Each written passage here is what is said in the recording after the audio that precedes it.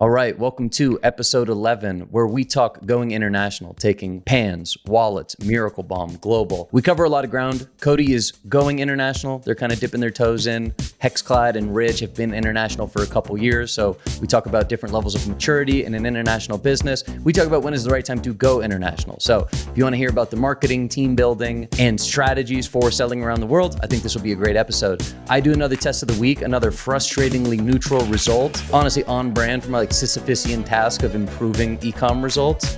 So you guys get that. And my favorite part, Cody gives his breakdown on the Kendrick-Drake beef. So cover a lot of ground, rap, ecom, and international. Thanks for joining. And thank you again to our sponsors, Motion, Richpanel, Prescient, and Haus.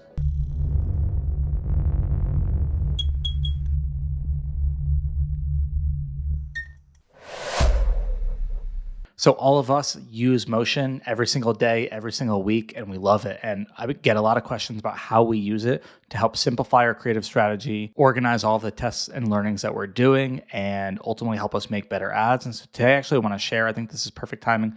We just wrapped up our Memorial Day sale. So I actually want to share some of the reports that we're looking at to help, make better ads, understand our ads, figure out what we can do to iterate on these winners, and then actually prepare for Black Friday. So let's get into it. So there's a few different types of reports you can create. One that I really love is called the comparative analysis feature. You can essentially take any variables that you have, if you have it in your naming conventions, and you can break it down to see how things compared. And so the number one thing that we look at for any promo every week, but also on a monthly period that I have sent to me, is how did our videos versus statics perform? And so you can see here, we spent a lot more on video. We actually used to spend a lot more on statics during promos.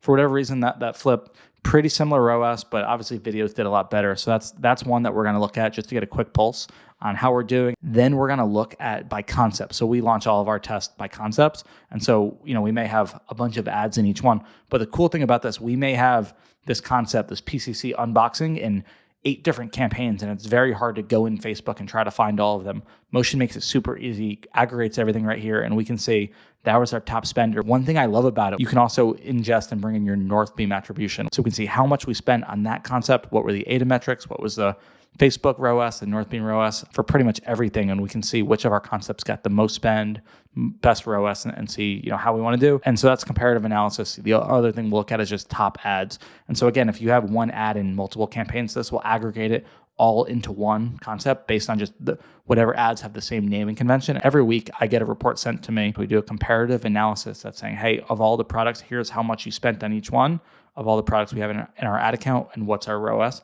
And then secondly, here's our top 7 ads. And I just want to see, did anything new make it into the mix? Is anything fatiguing? So these are reports we look at all the time for evergreen stuff, but also for promo periods. So that's Motion. I absolutely love it. And if you want to try it out too, like all of us here in the pod, go to motionapp.com. And if you tell them that you're coming from the Marketing Operators podcast, you'll get 50% off your first month. All right, episode 11 of the Marketing Operators podcast. How you guys doing? Good. Fantastic. It's been a while.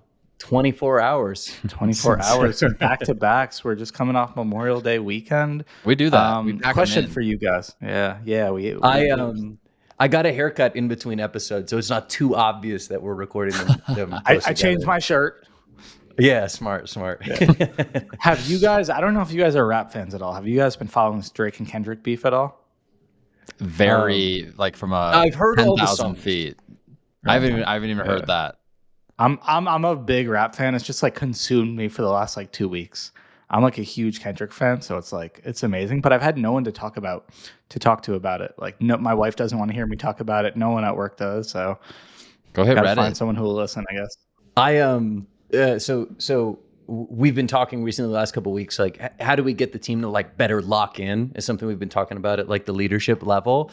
How do we best ensure that? And I made the joke. I was like, yeah, look, every daily stand-ups, we got 30 minutes, everybody get on the call. We should just start them with Not Like Us by Kendrick Lamar. I'm like, you can't just get hyped after listening to that.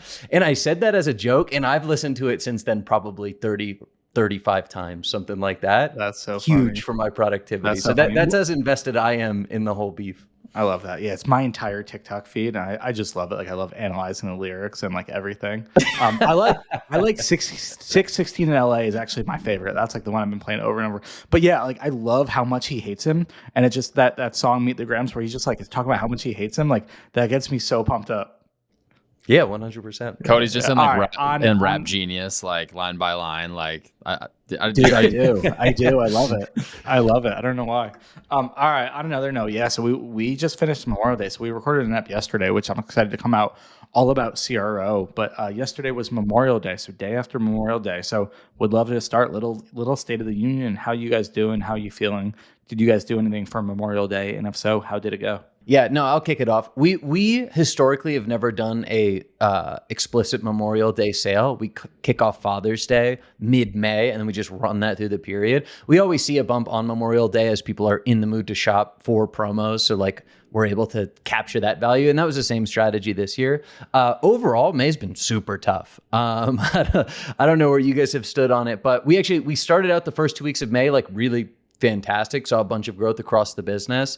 And then really just like this mid-May period, we've had a relatively soft reception to our Father's Day sale so far. We had like, it was like a perfect storm last May. We just absolutely crushed May and June last year. So it's particularly difficult to comp and grow off those numbers. So it's like a little bit of a caveat. But overall, I would say, yeah, we're feeling it a little bit. We're working extra hard over here, and why we're listening to Kendrick so much. On a side note, I do want to chat about maybe if we have some time today, like what you're doing to try to get the team to lock in besides Kendrick. Like I'm curious about that and how you're thinking about it, because we're always trying to level up over here.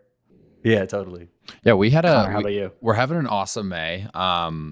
Mother's Day was huge. We had a ton of 7-figure days, which was excited to see. And we actually averaged the whole duration of the sale. We averaged just like a touch over 7 figures per day, which was awesome.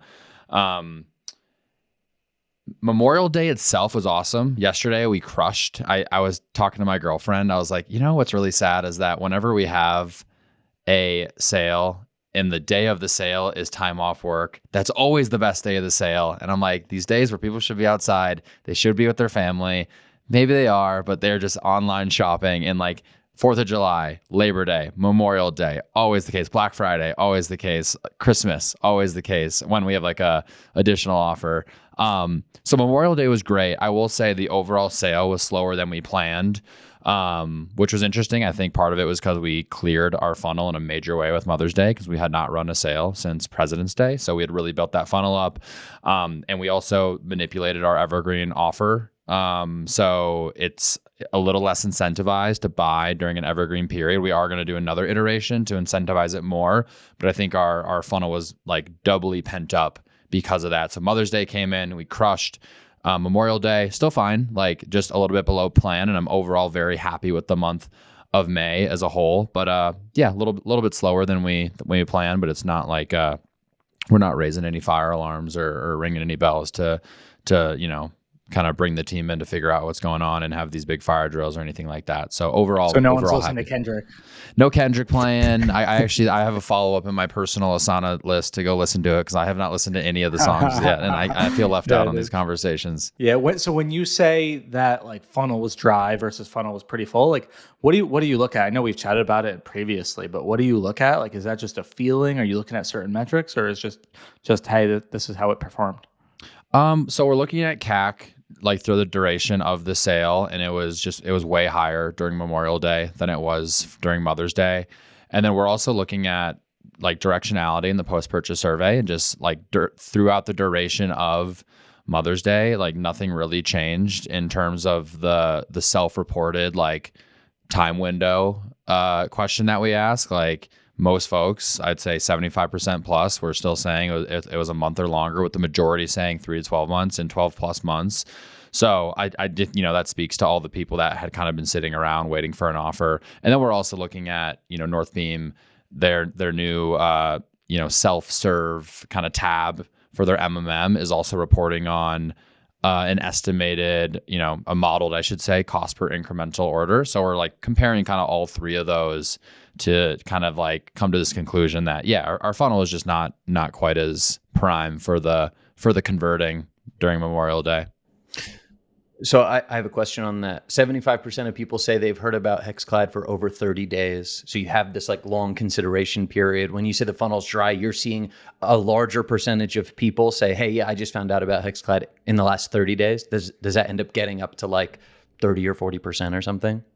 It's not even that. It's just that our CAC will shoot through the roof. Like for the most part, the conversion window is still the same, and it's just that like overall blended CAC goes way up. Our in-platform performance went way down. So to me, I'm just like, well, it's pretty clear that the money that we're spending today is it wasn't performing as good as seen by the 1-day click ROAS in Northbeam, but also just like I think we spent a ton of time. Or we cleared a ton of people with our own media channels. And yeah, I just think the blended CAC overall is what tells that story the most. I actually haven't gone in and done a deep dive yet on like what the distribution looked like during Memorial Day. That's actually would be a good postmortem, sub thing to do is see if that did differentiate. But no, mainly it was based on that 1-day click going way down and just our blended CAC going way up. Got it. What I'm somewhat concerned about is that our year over year, if I look 23, if I'm looking Memorial Day 23, like between Mother's Day revenue per day and Memorial Day revenue per day, that was it was still lower last year, but not as much lower as it was this year. That drop off was much bigger this year. So that is somewhat concerning. That's not a great data point to see. So we'll see how that trends into, some of the offer periods we run this summer.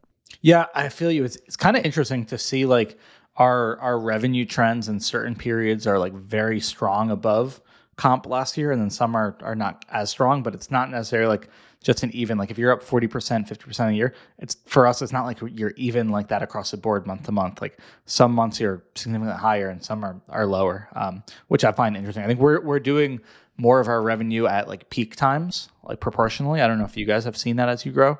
Absolutely. That was best indicated through April, I think, where there's a lot of variables going on, but like our year over years for April were tough. That was, probably one of the hardest months we've had since I've been working on the brand for the last 2.5 years. So yeah, 100%. And that was mainly evergreen. And then, we had a bunch of sale periods this month and the year over years look great. So I'm definitely a little concerned about that and what that might mean. Yeah, we're seeing that. Okay. I'll go real quick and then we'll get into the meat and potatoes today. But I feel like Kendrick right now a little bit. I'm on a high, big win coming off Memorial Day.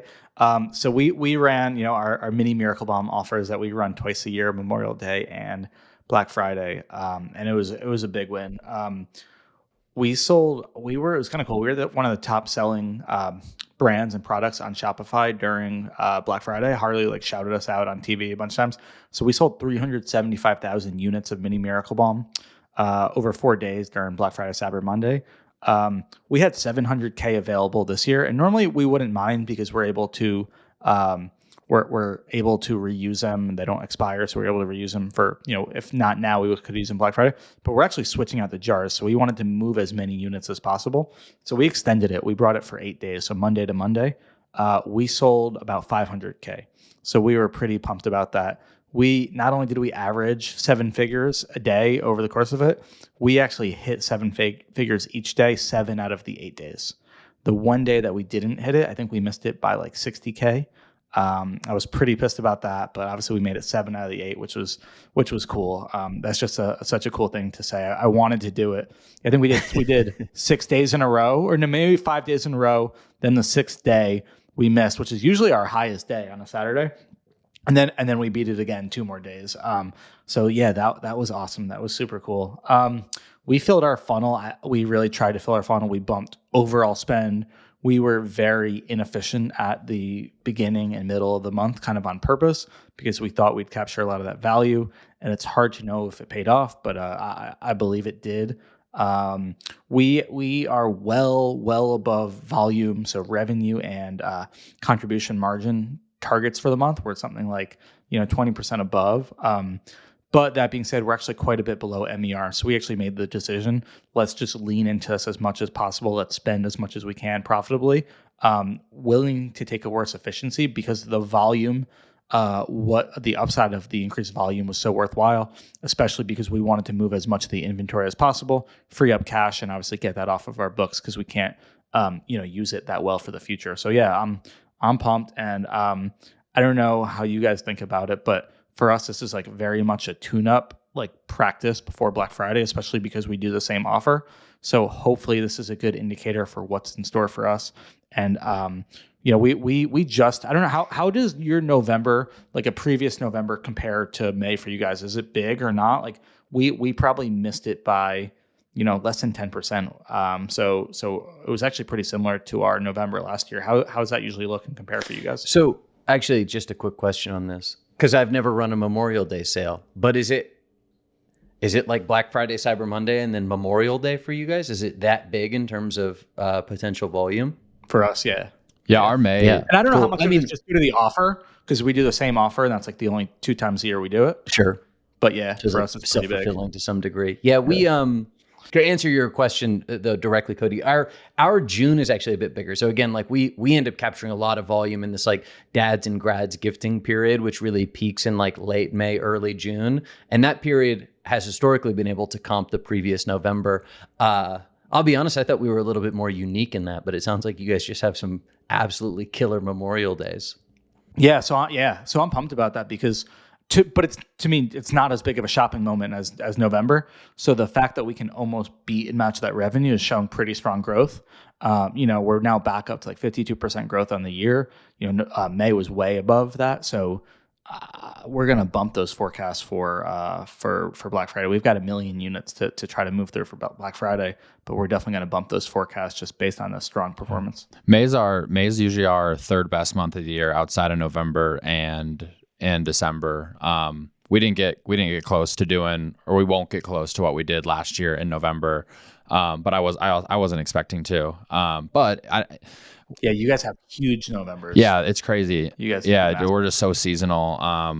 We'll do like an insanely high percentage of our revenue will come in the last 2 months of the year. But I am using I'm kind of doing like I'm starting to take like slice our forecasting using some different methodology. So one of the ways I'm doing that is I'm looking at growth rates year over year and then like applying that to last year's growth rate. So as an example, like one way that we looked at it is our growth rate, slowed down 68% this year, Mother's Day, compared to last year. So basically looking at last year's year-over-year growth during Mother's Day, this year's year-over-year growth Mother's Day, and then doing the percentage different between the percentage growths, if that makes sense, and saying, okay, we dropped as a percentage of growth 68%.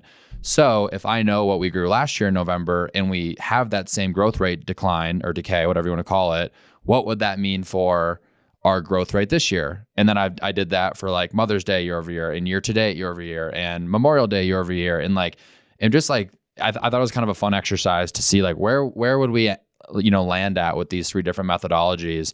And like we were already reforecasting and just slightly lowering targets. So it didn't really change anything, but it was kind of a fun exercise to sort of validate, some of the, reforecasting that we're currently working on. Not that it's, insanely different than what we're working off of right now, but that was interesting, is like trying to use that growth decay year over year as a variable, to solve for this year's, monthly, year over year growth as a percentage. I like that. Yeah. No, that totally makes sense. I think it gives for us, because May is so big, it kind of gives us an indication of, hey, if we were up this % over last year for May, hopefully we can do that again for Black Friday. But yeah, that's awesome. All right. Ridge Connor, I hear you have a test of the week that you want to share. It is allowed to be anything but pens. Yeah. All right. It's not about pens. Test of the week. This is some of the more interesting behavior that we've seen in a long time. It's not even a win. So I'll talk through what we did, how we analyzed it, and like some of the conclusions that we've drawn from it. So we're in the midst of our Father's Day sale. We've got a large selection on the site that's discounted. One of the ways we were trying to drive up AOVs is we started really aggressively promoting our wallet accessory upsell on the PDP. So that was essentially the test. We just have this modal that we could that we could be more aggressive in how people are adding it to their cart. Now, what we were able to do was we were able to drive up attachment of that product 80%. So there's 2 cells. One has a less aggressive upsell. One has a more aggressive upsell. In the more aggressive upsell, we sell 80% more units of these things. Revenue's up on it. The whole thing, right? It's working exactly as we anticipated. But if we look in IntelliGems, we actually see very little difference in AOV, and we see very little difference in total revenue within each cell. So I'm like, what is going on? I'm so annoyed. Also, I've been tweeting about it, but I feel like I've been on the Sisyphusian task of conversion rate optimization. Like it's just work and work and work and these tests and tests. And like, we just haven't found like a good win in a while. And I was so frustrated by this one. So I'm like, what the hell's going on? So what we did, and I mentioned this on the previous episode, but we could download the line items within each of the cells. So what were the exact items purchased by, this was hundreds of orders in each of the cells. And then we did an analyzing of that. And that's where we see that 80% increase in this. It was our AirTag cash trap that we were more aggressively upselling, 80% increase. But what we saw, which I was super like interested by, was actually a decrease in all other categories. So we saw, obviously, and this makes a bit of sense, but like we saw fewer people attach the bottle opener or a phone case when they were getting the AirTag cash trap. We also saw a decrease in the amount of people who got rings or travel products. We saw a decrease in cross-category adoption. It's not significant. Like that's not really how people shop on our website currently. But we saw this like large decrease on anything outside of that upsell. So what it really led me to believe was like, we can actually sell way more of these things and we can increase the attachment rate on this, but we actually have this like unintended negative impact in terms of somebody continuing to shop and finding other things. So that was like, that's the brunt of the test. Now the couple pieces or the hypothesis from here is really, one, I can imagine the more aggressive upselling having less of an impact in an already promotional period. So we're going to try the same sort of test outside of a promotional period because that more the aggressively added upsell, this like larger discount that you could receive, just means less when you're already getting 20% off the wallet. So we're going to think about that in the future. And then the second thing is like we think there could be something around just like the mental price buckets that customers are willing to spend on our site. So if you're shopping a $76 wallet and you get a $15 attachment added, you're right around the $100 mark. You become less likely to be like, oh, let me see what else they have. You're less likely to buy a travel product or a ring product or whatever else. So understanding that behavior, and we're going to do further tests around that. So would this more aggressive attachment work on higher priced items? If somebody's less price sensitive, if they're shopping $125 or $150 wallet, does the more aggressive upselling on the PDP lead to a larger net benefit? Because we're obviously not seeing that like on a blended basis. So that's my test. And it's just another kind of like infuriatingly insignificant change. It was like a 4 or 5% increase overall, which was just like not at all what we were looking for. That's what I've got for the test of the week. So people are just filling their carts with different products to basically hit the same AOV when they weren't taking the upsell. Interesting. Okay. We actually saw AOV go down. Oh, wow. Like so if they didn't add this attachment on the PDP, then they were more likely to go shop other things, and they were more likely to spend more money than they would had they gotten the attachment. So we actually saw AOV decrease, and that was like not at all what we were expecting. I was expecting to see, I thought it could have been a moment where we would see conversion rate go up because we're offering essentially a larger discount on the total order when you're adding this attachment, and that we'd see an increase in AOV, and we ended up seeing basically flat conversion rate and a slightly lower AOV.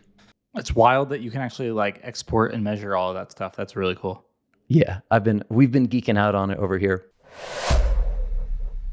So what do the most successful brands have in common? They have great profit margins. They're lean businesses. They're actually making money. This is something the D2C industry didn't do for a really long time. And number two, they have a brand that consumers love. Now, what if I told you that you could achieve both using AI? The team at Richpanel has developed an AI that can significantly reduce your support staff while providing memorable customer service. So you can reduce costs while ensuring that consumers continue to love your brand. So here's how it works. The AI imports data from your existing help desk and uses this information to train itself. This entire process takes less than a day. Afterwards, it begins to automate numerous tasks, thereby reducing customer response times. We just switched to Richpanel at Ridge. We had been on Customer. I didn't feel we had a modern stack for our customer experience team. What we're looking forward to doing is a number of things I just mentioned. We're going to reduce headcount. We're going to offer a better customer experience. We're going to make information more readily available to the consumers that are looking for it. And we think Richpanel is a great tool to do that. So the best aspect of the transition was its simplicity. We were ready to go live in 2 weeks with no data loss. Our team of 30 agents were quickly onboarded. And thanks to Richpanel's tutorial videos and user-friendly interface, it was all very seamless. If you're looking to leverage AI to save on support, payroll, and deliver a customer service experience that your customers will truly appreciate, check out richpanel.com and schedule a demo with their team. Let's get into the episode. Let's do it. All right, meat and potatoes. Here's what we're talking about: international expansion, international marketing. I am very selfish, and we are launching European distribution sometime in the fall. And I know that Hexclad and Ridge are already crushing it over there. So I'm going to use this one just to kind of pick your guys' brains and ask you lots of questions, and hopefully some people listening can learn as well. So yeah, let's chat about it. Where do you guys sell, and like if you can share kind of like what percentage of business do each of these kind of main regions make up for you guys? Yeah, so I can go first. So we sell in the US, we sell in Canada. So I guess in order here. So we started in the US, then we rolled out UK, EU. Then last year we rolled out Canada, Australia, Japan. Japan's our first Asian market, which is really interesting. No surprise, most of our business is driven in the US. I'd say what I can say is that like 15% of our total revenue comes from non-US markets. So certainly not an insignificant amount, but the U.S. business is certainly driving the majority of our revenue. One thing has been really interesting to see is the kind of like initial bump in growth from the markets that are very, for lack of a better term, like very like Western culture driven. So Australia and Canada, right? Like I think they're very they're not super different from American culture. I think we built up just an insane amount of demand when we went from all the advertising that we do for our US business. So those like Canada and Australia have been amazing. Like I'm really pumped about it. And this is not like I did some tests at the agency that I was at prior to this role. And like whenever we would roll out ads targeting Canada, we'd always see a huge lift, and because we would convert those people that didn't give a shit about the shipping costs from the US to Canada or Australia. And like I think that makes sense. Like there's a lot of pent up demand from like adjacent cultures. So I think that's an interesting place for brands to start, is like, hey, if you're selling in the US and you're trying to unlock a new market, like what does unlocking Canada or Australia look like, where you're probably have some demand built already. But yeah, that's our current breakdown. We have a lot of expansion plans for the future. So I think, we'll have a handful more markets by the time we get to the end of the year. Awesome. That's great. So I have a lot of questions, but let me save them for a bit. Connor, how about you guys? Where do you guys sell? Similar bucket: EU, UK, AU, Canada, and then we just opened up our first Asian store. We similarly just see a lot of like relatively easy success in largely English-speaking countries. We can get into some localization later. For us, it's just over 10% of the business. We did about $18 million last year in those international markets. Awesome. Cool. What would you guys say? Like, when did you guys expand to those? And like, do you think you did it too early, too late? What if somebody's listening? When should they be thinking about it? Man, that's a good question. Well, one thing I'll say is like we actually sold internationally pretty early. Like even when it was just coming from ridgewallet.com back in like 2018, 2019, like we would ship internationally. We had shipping options. We have advantages. We have a super small footprint product. It's really cheap. It's easy to ship. Like we're logistically a lot less limited than someone shipping like 12-piece pan sets.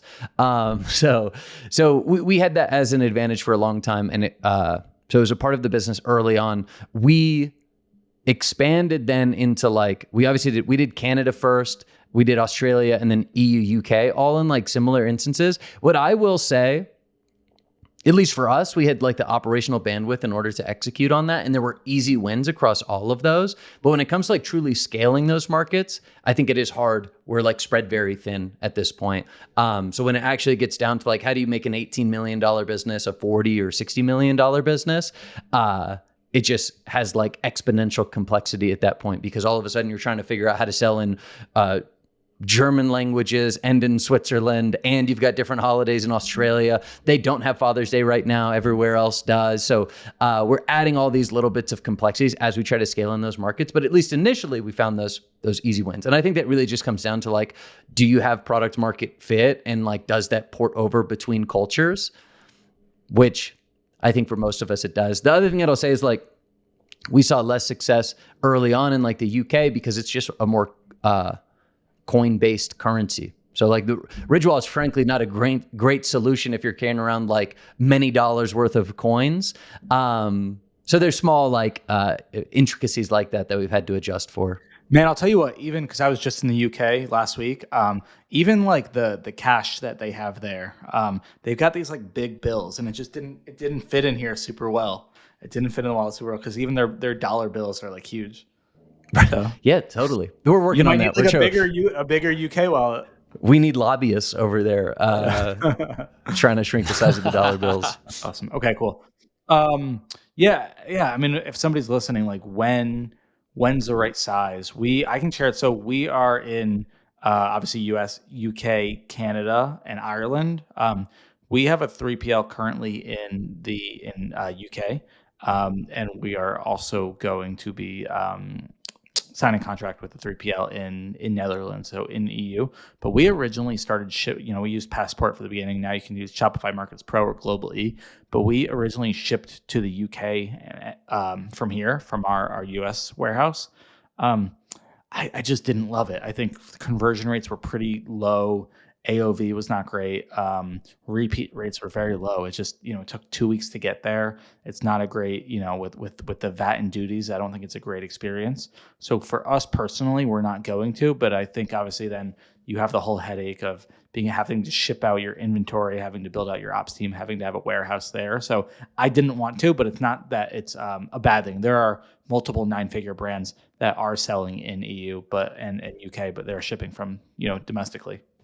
I think like Connor, if I 100% agree with your order there. Like when I came in, we already had EU, UK rolled out, but like in retrospect, I think the most sensible order would have been to roll out Canada and Australia first, and then EU, UK, and then Japan, just in order of like what is the most similar to American culture, and then in order of descending, like Japan, we have no awareness. Like that is we are starting from scratch, and the revenue reflects that, but no one expects that to be a rocket ship in a year, or even probably 3 years, or even 5 years. Like that's going to take a long time, but the TAM there is huge. So if we can successfully invest in the long term, like we are going to have a huge advantage over our competitors that just aren't there right now. What I will say about like timing, I think it depends on what you have the appetite for team building wise. Cause like, if you have a US business that you found product market fit in, and like, do you really want to now go split your existing teams time 50-50 across, let's call it, the European markets, where the US business might drive 40 million that year. But your EU UK might only drive 5, and now you're splitting your time 50-50, and maybe your US business would have drove an additional 20 or 15 or whatever if you would have put all your time there. Like we now have call it a growth lead or business GM for every market. So like we have a head of growth, international head of growth focused on EU UK that reports into a chief international officer he owns all international businesses and the growth numbers, and like that international head of growth is dotted to me.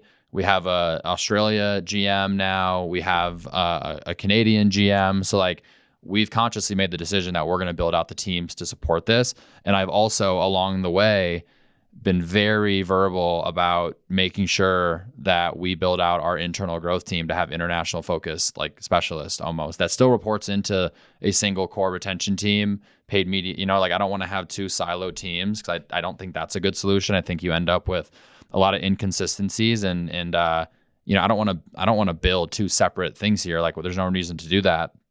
But ultimately I've been like, hey, I can't give you my US retention team for EU and UK right now. Like A, their bandwidth's already like pretty maxed out, and B, I just don't think the upside on them focusing 25% of their time is as high as us putting that time and energy into the US business right now. So we are like actively building out like we're going to have a retention manager that still reports in to our director of retention, but they will focus all on international and work more day to day with our, head of international growth. And like, we'll do that for every part of the business. We'll have like folks on that are more internationally focused. So I think you have to like consider that if you're not going to add to the team. It's like trying to time out, like when are you going to start to see that slow down? It goes back to that question of in the Q&A of like, when do you know, like I'm trying all these things. I'm spending $30K per day on Facebook, but I can't break through the ceiling. Like you got to kind of like try to time that out and like get like maybe a year and a half ahead of that to like really be like, all right, like this market's starting to do this, but now we just launched, EU or Australia or Canada, and now that's doing this. And like, we've kind of hit that perfect timing, assuming you're not growing resources. So it's like, it's kind of it's not easy to know that of a guessing game, probably part art, part science, but I think that's like key to sort of figure out what that timing is. And I think it's gonna vary so much brand to brand. Like, because I think at the end of the day, it's like logistically, how easy is it for you to like localize inventory if you need to, or ship overseas if you can tolerate that. We, for what it's worth, have an international ops manager, and we have an overseas ecom ops manager who just, his job is setting up all the PDPs, updating the website, helping execute on the marketing campaigns across all 4 of the international stores. So we sound very lean relative to you guys. But Connor, I'm super curious, the head of growth in the EU UK, for instance, like what does your guys' relationship look like? What does knowledge sharing look like? Are you sharing like best performers on Facebook that they can pull over and run in their accounts, or like how does that work? Yeah, definitely. So we meet, like we have a standing one-on-one weekly, just as like a general, hey, like what's going on? What do we need to collaborate on? And then we're usually communicating a ton async, because part of the strategy for that person this year has just been rolling out like winning tactics in those markets, right? So yeah, paid media creative is a great example. Like what are the funnels that are working in the US? Like how can we change that for those markets? Because to your point, Connor, like you mentioned this earlier, so much nuance between these markets. Like one example for our business is that the EU UK markets, they do not have as big of households, which means that the less product and individual products are way higher in volume than our US 12-piece and 6-piece set, which means our offer strategy is totally different. So like even when we're taking winning funnels, winning creatives from the EU or from the US and rolling it out in the EU UK, like we still need to like manipulate that to be like, all right, well, this was pushing the 12-piece set. Now it's pushing this essentials bundle. That's a 3-piece set that they have more appetite for. So like there's tons of nuance like that. But yeah, we're communicating regularly. Like that's kind of one of the things that I am taking more of a role in with that person, is like, hey, I think these things make sense. So another good example is like our upsell flow. Like there's a lot more individual product sales happening in the EU UK markets, and we spent all this time last year, building out these funnels, these own media lifecycle marketing driven funnels that have all sorts of technical components that we had to figure out. That those make so much sense for these markets. So now instead of him reinventing the wheel, it's like, no, let's just roll these out, and I can kind of like help you walk through that instead of you having to figure it out on your own. So that's like an ongoing, never-ending project of like, how do we get these winners rolled out in these markets? Like same thing with CRO tests. Like we have a GitHub or whatever it's called. So all that code can be easily transferred over to these markets. And it's kind of just like an ongoing process. But yeah, one standing meeting per week, and then usually all sorts of other comms happening async or one-off meetings to make sure these things are happening, and me connecting them with the right people on our team to help roll those out. So it's constant communication. That's like been super important for us, not building in parallel, but building like, the same thing in different markets. A lot of that though, like you guys are obviously one of the larger DTC brands. Like it's probably a luxury. Would you say it's like, you don't need that? Like most brands don't necessarily need that. You can probably launch into one of those regions like with the same flow, potentially, or the probably same, the same funnels probably, and then build to it, right? Like you guys didn't launch with that team or that strategy. Totally. Like we've gotten a lot more maybe nuance is the word, maybe just like market specific is the word, but you're right. Yeah. EU UK for the longest time was more of like, just slap whatever works in the US on those markets. And like it worked to an extent, but it certainly wasn't optimized. Now we're very much in this, like, let's optimize these markets. And even at some point, I'm assuming my role will become more like global growth lead, and I'll become even more involved with those markets. But totally, I I do not think you need to do that from the jump in these markets. And so Connor, Ridge, you guys kind of don't have that team. You said yours is a lot leaner. So you just said you have pretty much 2 roles supporting international. 2 roles, like quote unquote dedicated to international, and then like our retention team manages flows and campaigns internationally. Our paid social team will manage the media buying across those different accounts. So yeah, we're way leaner. And I mean, honestly, like, yeah, that, not to overlook that point, like there is a way to expand internationally in a super lean way. I think we must have been selling in at least Canada and then definitely Australia, like with a much smaller team than we have now. And it was just like, hey, we're there, so we're going to get the easy wins. We're going to be there for the holidays. So like Q4 is going to work. One of the other like big unlocks for us was Australia has a Father's Day in August. So it's like a really nice bump of revenue. We're able to drive like, oh, nice, almost $1 million in just Australia in August, which is otherwise kind of a non-peak period for us. So we've racked up like the lowest hanging fruit to develop wins there. And then as we're looking to really grow and like triple our international business, it will look more like what Connor's describing. Maybe not as like kind of siloed, but at the very least hiring some sort of like formal international growth marketing manager or something. To be clear, we have growth leads, but like that like having like a manager, like a retention manager with an international focus, paid media manager, like that's more like ideal future state. Like we're hiring right now, like a growth ops manager. But right now it's all like, I've basically given my team the direction. I'm like, hey, this person needs to give, at least X% of their time to international right now. It's not a permanent thing, but, because all like same thing that you mentioned on retention, like they're also handling everything. We have agency support too, but like they're very involved with all the international, which, an additional, 5 markets with, call it probably at least one, maybe 2 to 3 more on the way this year. It's like, that's going to max out their bandwidth pretty quickly. Right.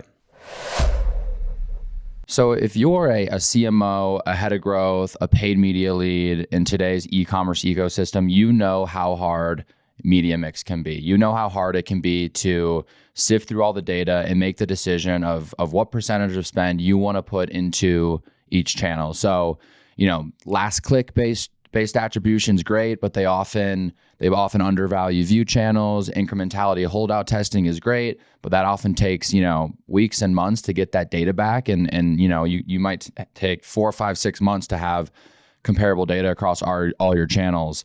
Enter Prescient AI. Prescient AI is AI-powered marketing mix model. So basically what Prescient does, it measures and forecasts the true daily value of your paid media campaigns with incredible accuracy.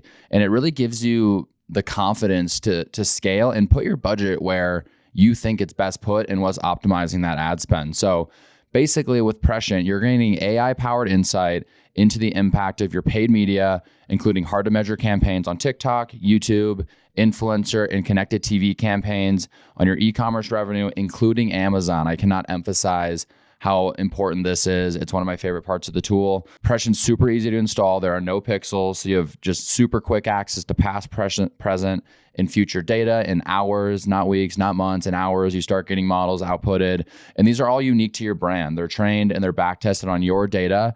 And what Prescient does that I have not seen other MMM tools do is that they actually give you optimizations down to the campaign. It's not just how much you should put in Facebook, TikTok, YouTube, but they're actually giving you, saying, hey, this campaign in Facebook is better than this one. You should put more budget here, which is really cool. We use it at Hexclad. It's used by other top brands like Good American, Cozy Earth, Timbuktu, Nude, and dozens more. It's one of the fastest growing e-com, tech, MMM tools in the game right now. So if you want to check them out, book a demo today at prescient-ai.io/operators. That is prescient-ai.io/operators. Prescient AI, helping brands scale spend confidently with AI-powered marketing mix models. Yeah, I'd say we're planning, and you guys can kind of poke some holes in our plans, but we are planning kind of closer to the Ridge side. Like I said, we are going to fulfill from there. To us, that's just super important, and I think we'll get best conversion rates, but best customer experience, best profitability if we are able to fulfill from there. But we're going to launch. What we're going to do is we're going to launch in one country. Most likely, I forget if it's France or Germany. We've identified one, and we're going to launch one that's like big. What we think is biggest market, biggest TAM. Current highest demand based on just like GA data, and just iron out kinks, see how that goes. Hopefully, if that goes well, we're going to do that in September. We'll be able to roll out pretty much every country in Europe, at least that we plan to ship to before Black Friday, because that's when we do our minis. And the only additional headcount that we really have planned is an international warehouse manager. So we're going to go much more on the lean side. I would say we're not really forecasting this to be crazy high. We're kind of going much more on the minimum viable product route. Like, let's just kind of like we've done for UK. Let's just run some ads. Let's just not create new emails, but just send them there. And then let's just get a bump and know that, it could perform a lot better if we were to invest in it more. But then let's see what's performing, what markets we're resonating with, what maybe we're not doing as well as, and then we can take out obviously a lot of that cash, some of those profits, and then invest that in future growth, team needs and stuff like that. But we're planning much more on the lean side to start with. Are you guys using Shopify Markets, or is it a new Shopify instance? No new instance. We're going to use Global E. Shopify Markets Pro we are hoping to go with, but currently they only can support if you're fulfilling from US. If you're fulfilling from there, not able to. So we're going to go with Global E, which they do all of the, and I think you guys use like somebody similar, but they do all of the, merchant of record, importer of record, so VAT, things like that. Because like we're not using that for UK, so we actually had to set up a UK entity and have to pay taxes there, and we just don't have the team bandwidth to be able to do that. So obviously there's a variable fee to be able to do that, but we just don't have the ability to, we'd have to hire a ton of people on our finance team to be able to do it. And so they make it super easy, but they also do help with localization, currency providers, things like that. So that's who we're going to go with globally, and they're a pretty big one. Shopify, I think, owns 20% of them actually, and then Markets Pro is essentially a white labeled globally. That's my understanding. But do you guys go multi-site, right, Rich? We have, so in the markets that I mentioned, EU, UK, AU, Canada, we use different Shopify instances in order to localize the site. So, and that was because we rolled those out like pre-Shopify Markets. Like now the Japan site we just launched, which will service multiple countries in that area, is using Markets, which I'm excited by. Like the tool set's just way better now to be doing localization from a single Shopify instance. And that hopefully just helps reduce some of like the operational like workload of like keeping those sites up and running and accurate in all those different markets. Because right now, just like we have 4 Shogun instances, we have 4 Shopify instances, we've got 4 like different installations of everything essentially across all these different markets, and like just executing on anything. Dude, I would look to even consolidate that now, because they make it so easy now. Like I'm not like an e-com expert, but I do think it's probably not as much best practice to have like separate sites for each. Yeah, totally. The plan is to consolidate like this. The guinea pig here is this new Asian market that we're launching into. If that all works out the way that we anticipate, then we'll begin consolidating some of those international stores. I know how much Sean loves saving on SaaS, so he's gonna love that. Dude, yeah, I know. All right, big question: to translate or not to translate? We launched no translating. We were like, we'll sell to people who can speak English. We did launch language localization in October of last year going into Q4. So we use a tool called Weglot for that, which has been fine. But basically the $18 million, I mean, we did 8 figures with like just an English site, just English ads, very little localization. Just because there are a lot of people there who are more than comfortable transacting in English. Yeah, I forgot who. Somebody told me about Weglot recently as well for what they use. We launched no translation as well. We're starting to do it more and more now. So like we translate all emails into German now. We're translating for the Canadian market, everything into French Canadian. There's some sort of, we're using a tool to do it. I forget the name of it off the top of my head. So it's like that tool does it, then their team, reviews it with a person, then we also review it. So it's a lot of work to translate all of these. But we're slowly rolling out translations in our most like popular markets within the European Union. So Germany is like one of the biggest ones. So we're starting there. And then, we think with how successful Canada's been, we think it's worthwhile to do the French Canadian translation, but it's a lot of work. So yeah, you don't need it to launch. Without a doubt, you don't need it to launch. And who does it for you? Do you guys use a service? Yeah, we're using a service. Yep. Yeah, that's cool. I think that's one of the things that's probably going to be like pretty, I don't want to say disrupted, but made a lot easier by AI. Is like, I know like Mr. Beast is dubbing all of his videos and things like that. Like I do know that Shopify Markets Pro does do translation, but then what they recommended to me when I did a call with them is like use that to do it, but then hire a local language speaker just to that QA is it. 100% a problem we went through is like these very literal translations, and then like a German speaker would review it and be like, this is not how people speak in any, like not even close to how people actually speak. So like that was something we had to struggle through, and now we have some solutions in place. But the AI is not going to just like get it from English to ready to launch into a German or French Canadian or French or whatever market campaign it is. Mm-hmm. So now you're doing site, you're doing landing pages, you're doing emails. Are you doing ads as well? Not doing landers yet. Site, yes.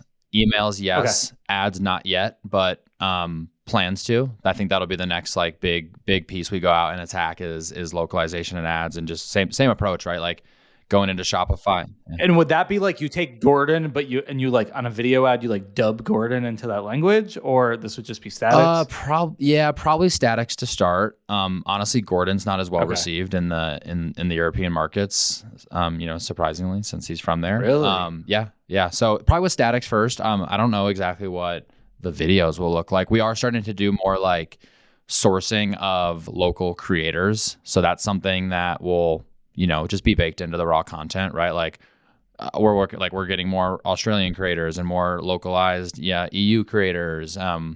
So that should take care of itself. And then I think we'll start with statics for the ad piece. But honestly, I'm not even 100% sure I'm kind of excited. That's one of the things I'm most excited to like get involved with our head of international growth. Cause I'm like just very curious to understand what that process will be. It'll probably just be like taking winners and translating those as a starting point instead of like translating every creative test we want to launch, because that'd be a huge lift. Yeah, that's almost like how we run TikTok now. It's like we take our best meta stuff that we think will do well, and then we like translate it for TikTok. It's almost like that rather than taking all of them. You also probably don't need as much creative for an Australian market that's 3% of business compared to US. Definitely. Yeah, I think that's a good point about like, I think when you guys made around like the different calendars and things like that, it's like, you got to know, and you got to have a team who either has the awareness or has the bandwidth to do research on like, is this holiday even a thing there? Like, am I gonna just, stand out like a sore thumb if I'm like, hey, happy Father's Day, or like happy Thanksgiving, you know what I mean? Yeah, 100%. Like we were just saying, Father's Day right now is relevant in all of our markets aside from Australia. There, it happens in August. So we are running a sale there, but it's not called our Father's Day sale. And then in August, we'll just run a sale in Australia that's not running anywhere else. So it's just like, additional things to have to consider when putting together a marketing calendar. Yeah, I think my approach to it, and it sounds like you guys kind of did the same thing, is like, don't let good be the enemy of great. Like, don't let perfection stop you from doing it, if you know what I mean. That's like Jason's favorite. Don't let great be the enemy. It's don't let great be the enemy of good. Yeah, that's Jason's favorite saying, and I 100% agree with that.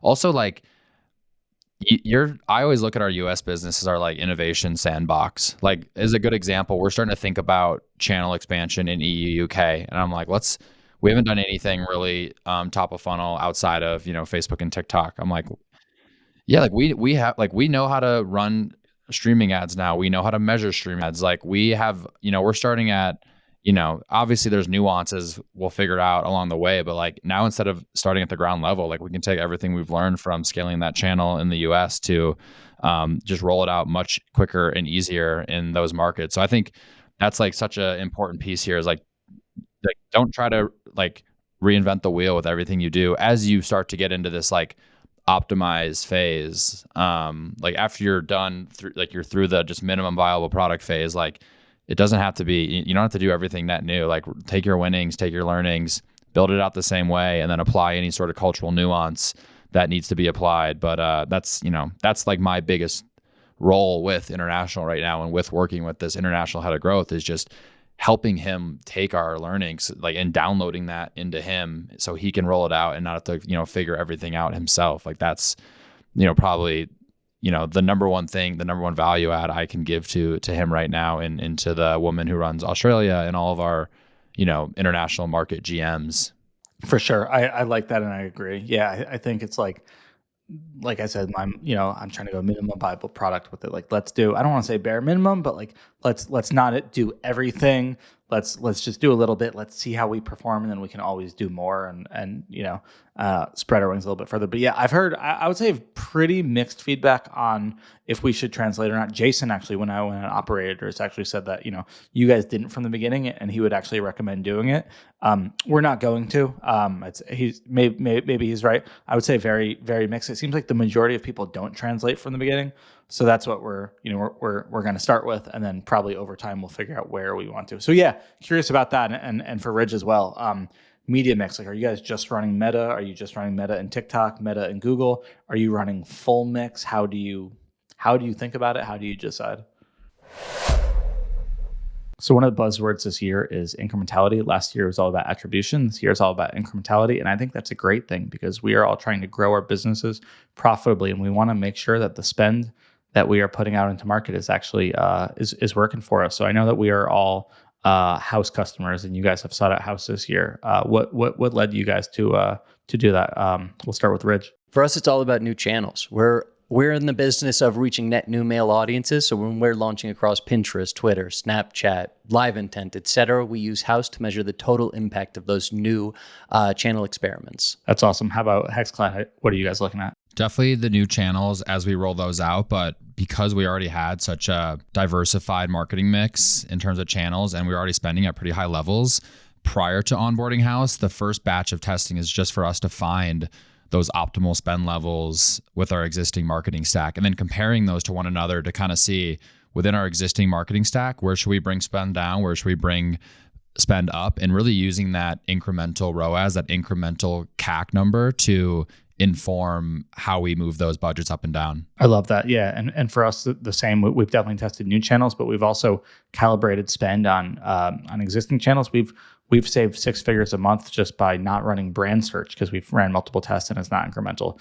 So I know for all of us, it's had a huge impact and we love it and we couldn't live without it at this point. And so if you want to be like us and want to add scientific rigor to your marketing stack, I recommend you go to haus.io/operators. That's haus.io/operators to get a demo today.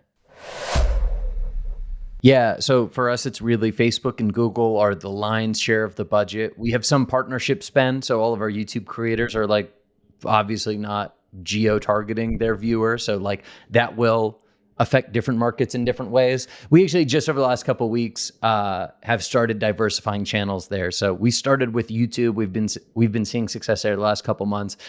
It's obviously like a very mature platform. There's a lot of users internationally, so we're giving that a shot. We're trying Twitter as well. So we're only just now starting to diversify, but I think it's something we need to do. We're like, we have some really aggressive growth goals that we want to get to. But otherwise it's like, yeah, you just need Facebook really, like, and non-branded search and stuff. And our Google reps have been really helpful with translating. So we actually have like local language ads at the search level, which is great. But I think, yeah, Google and Facebook will get you really far.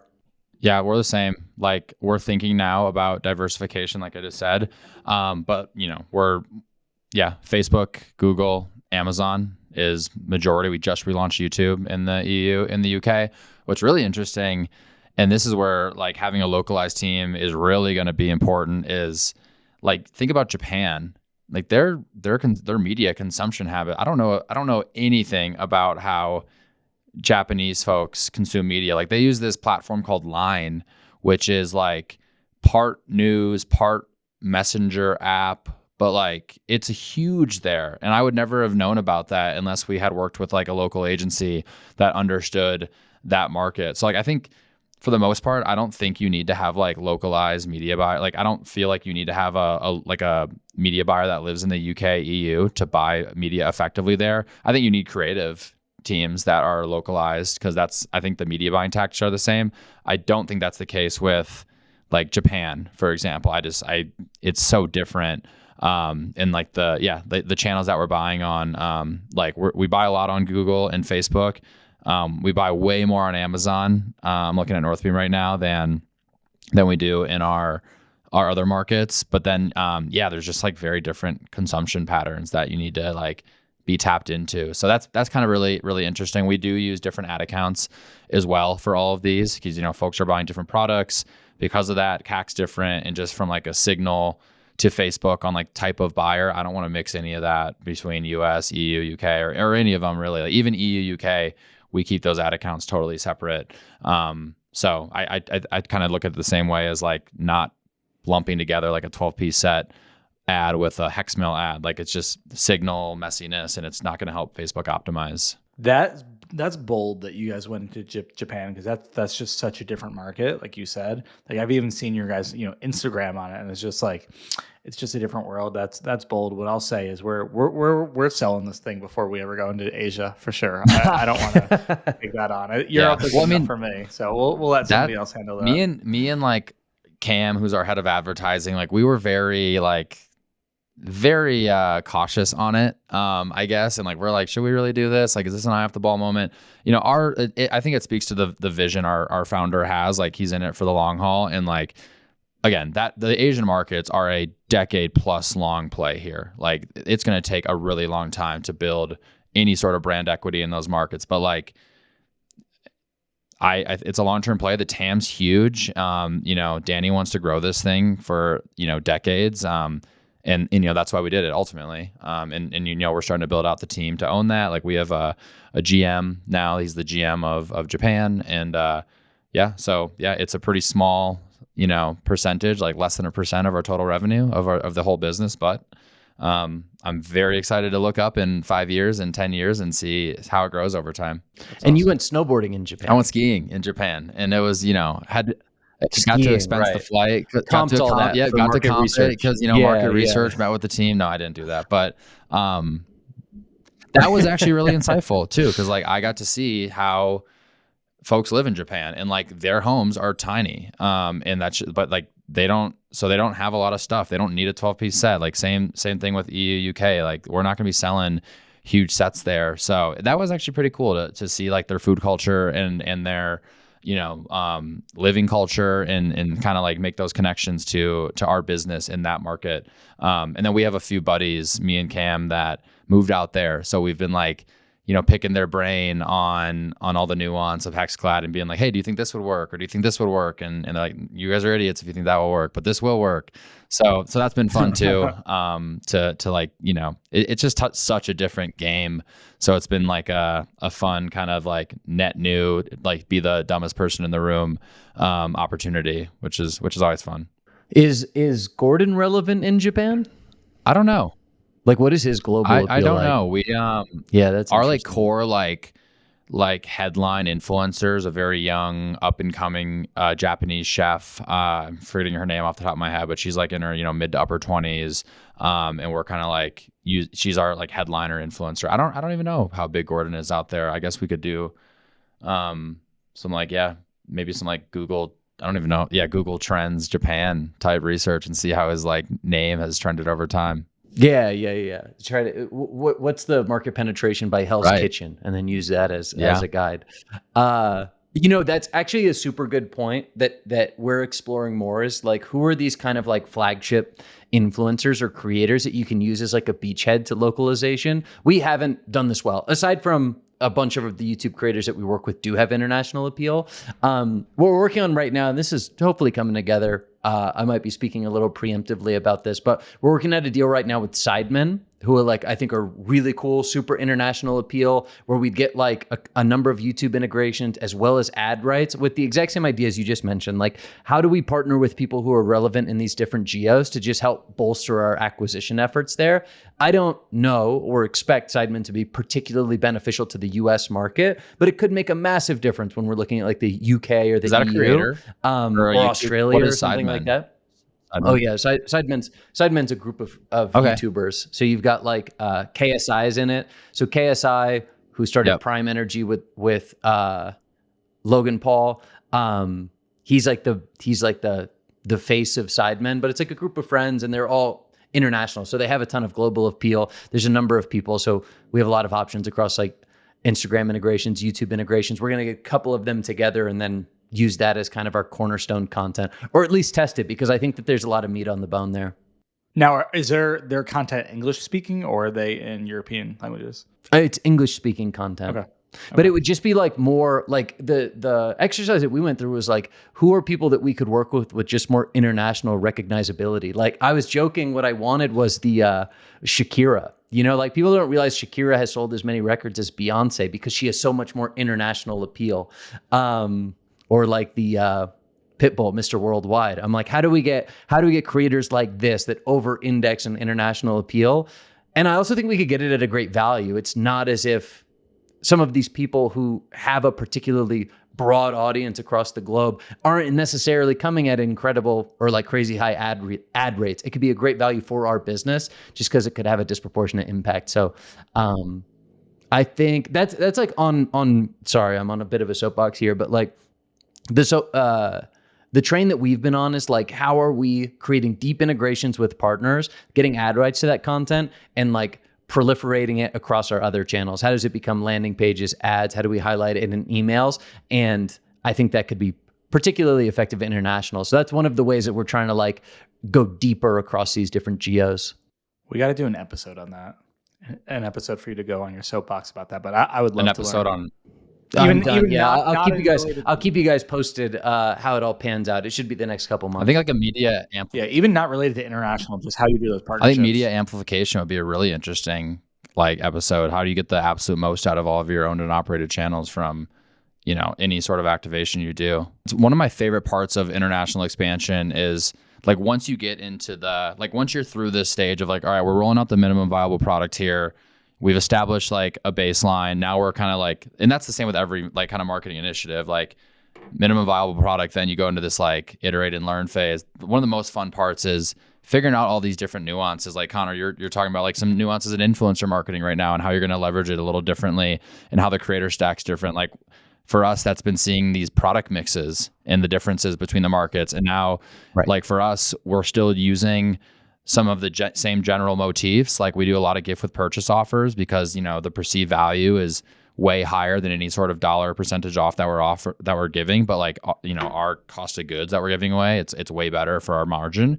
But we're just figuring out that like, okay, in the US, we're going to do a $700 product GWP, but in EU, we're going to do like a $250 product GWP, and that performs way better. So like, that's one of the fun parts about international expansion. Like take your learnings from the US and then you figure out those slight pivots on them to like make them fit, make the slipper fit just right. So I think that's kind of like the things to be aware of as you're doing these things is like look for those slight pivots to make it fit just right for that market. And for me, that's the most potent part. Yeah, no, I love that. I think that makes a lot of sense. And listen, this has been great. I learned a lot. I'm excited that you guys shared. So we've got everything that we need to be able to launch and kill international expansion for us. So we'll definitely, in probably 20 weeks from now or whatever it is, we'll have an update. We'll let you guys know how it's going. Perfect. Real quick, Rich, do you guys run separate ad account in international markets or not? We have one ad account and then we have 4 international pixels. Oh, one account, 4 pixels. Oh, interesting. Okay. Why that decision versus ad account? And what do you guys both, let's leave it on this. What do you recommend to Jones Road Beauty? Should we go same ad account, different pixels, same ad account, same pixel, different ad accounts? What do you think? We haven't like tested into having a single ad account. It was really like, we just decided, hey, let's not create 4 ad accounts off the bat. Connor brought up some good points earlier about, I mean, if you believe there are learnings at the account level, like maybe it makes sense to break them out. I would definitely go separate ad account, separate pixel to start. Mm-hmm. That's how we started. And then we slowly just bolted on the new markets into that ad account. But I think at a minimum, separate pixel. Like I would be like, that's the only. Yeah, and then at that point, you might as well just have it. But like if someone was like, if someone was arguing against like the separate ad account, like I wouldn't die on that hill. I would die on the separate pixel hill. Like I don't think you want to mix the signals between markets probably. Whereas like with the other separate ad account, I'm like, it's probably fine either way. But like, I think it's just like from an organizational standpoint, it's better to have different ad accounts. Sure. We go currently UK and Ireland in one, and in our main US one, just run it as a single campaign in there. But haven't tested. I mean, UK is probably 8% of business, so it's actually we're really big in the UK, but it hasn't been an issue. So I don't know. We'll see. To be determined, I'd say. All right, is that the episode? All right, that's a wrap. Thank you for joining. Make sure to like, subscribe, share. We've got a bunch of great content coming out over the next couple weeks, months, and years. Thank you again to our sponsors, Motion, Richpanel, Prescient, and Haus.